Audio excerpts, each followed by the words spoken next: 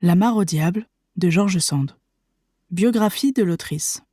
George Sand, de son vrai nom Amantine Aurore Lucille Dufin, baronne Dudevant par mariage, est née en 1804 à Paris et est décédée en 1876 au château de Nohanvic.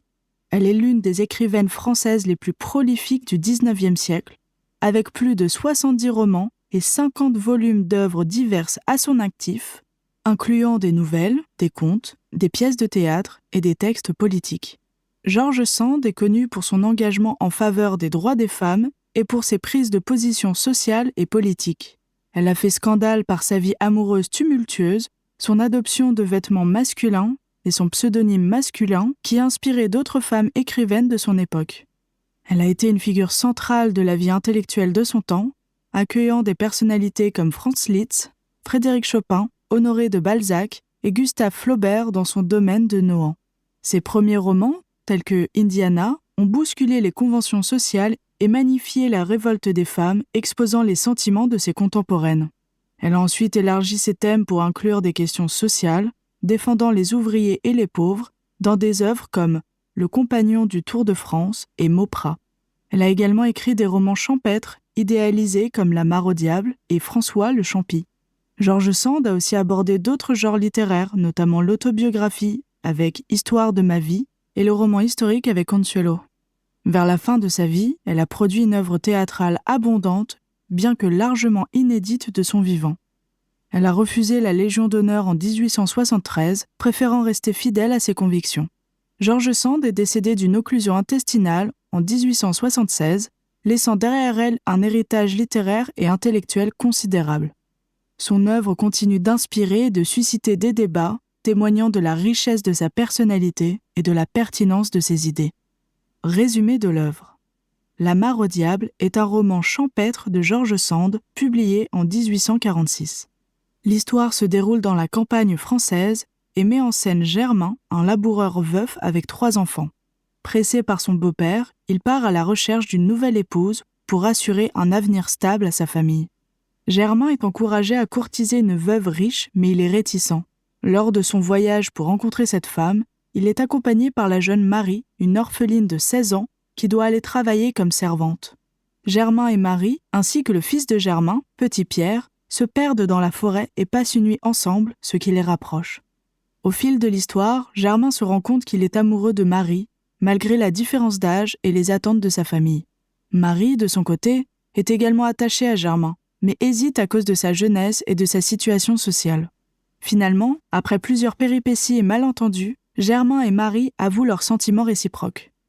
Le roman se termine sur une note heureuse avec leur mariage, symbolisant l'harmonie retrouvée et la promesse d'un avenir meilleur pour Germain, Marie et les enfants. La mare au diable est une célébration de la vie rurale, de la simplicité et des valeurs humaines, tout en critiquant les conventions sociales rigides. Contexte historique. George Sand écrit La mare au diable en 1846, une période marquée par des bouleversements sociaux et politiques en France. C'est une époque où les idées socialistes et républicaines gagnent en influence, notamment après les insurrections de 1830 et les révoltes des Canuts en 1834. George Sand elle-même est engagée politiquement et socialement, prônant des réformes en faveur des ouvriers et des pauvres. La mare au diable s'inscrit dans une phase de son œuvre où elle se tourne vers le milieu paysan et écrit des romans champêtres idéalisés. Ce roman, comme d'autres de son époque, reflète son intérêt pour la vie rurale et les coutumes paysannes, tout en véhiculant des messages sociaux et humanistes. Sand utilise souvent la campagne du Berry, où elle réside, comme cadre pour ses histoires, offrant une vision romantique et idéalisée de la vie paysanne. En résumé, La mare au diable est écrit dans un contexte de ferment social et politique, où George Sand utilise la littérature pour explorer et promouvoir des idéaux de justice sociale et de solidarité humaine. Contexte personnel. George Sand a écrit La mare au diable en 1846, une période marquée par plusieurs aspects de sa vie personnelle et professionnelle. À cette époque, elle se tourne vers le milieu paysan et commence à écrire des romans champêtres. Cette œuvre fait partie de cette série de romans qui mettent en avant la vie rurale et les coutumes paysannes du Berry, région où elle réside. Sur le plan personnel, George Sand est engagé dans une relation avec Alexandre Manceau, un graveur et auteur dramatique qui devient son compagnon et secrétaire pendant 15 ans. Leur relation est apaisée et prolifique pour George Sand, qui écrit de nombreux ouvrages durant cette période. Professionnellement, elle est également très active et continue de publier régulièrement. La Mare au diable s'inscrit dans une phase de sa carrière où elle explore les thèmes de la vie paysanne avec une certaine idéalisation, tout en continuant à défendre les causes sociales et politiques qui lui tiennent à cœur. En résumé, La Mare au diable est écrit dans un contexte de stabilité personnelle et de créativité littéraire intense pour George Sand, marqué par une relation amoureuse stable et une production littéraire abondante. Les personnages. Germain. Germain est un laboureur veuf, décrit comme un homme jeune et vigoureux. Il est un père dévoué et travailleur acharné, mais il est aussi sensible et réfléchi. Il est le protagoniste de l'histoire, cherchant à se remarier pour offrir une mère à son fils Petit Pierre. La petite Marie. Marie est une jeune fille douce, belle et courageuse.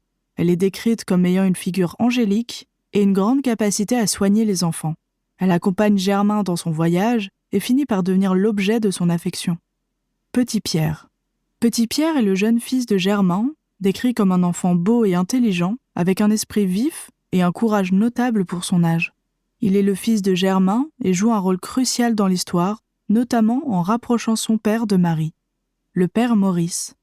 Le père Maurice est un personnage sage et bienveillant, probablement un parent ou un ami proche de Germain.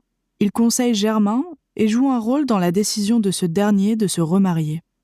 Le père Léonard. Il est décrit comme un homme honnête et de bonne réputation, c'est un ami du père Maurice. Il propose à Germain d'épouser sa fille, ce qui initie le voyage de Germain. La mère Maurice. Elle est la mère de Germain, décrite comme une femme sage et aimante. Elle soutient son fils dans sa quête de remariage et joue un rôle dans la gestion de la famille. Le fermier des Ormeaux. Il est décrit comme un homme scrupuleux et manipulateur. Il tente de séduire Marie, ce qui crée un conflit avec Germain.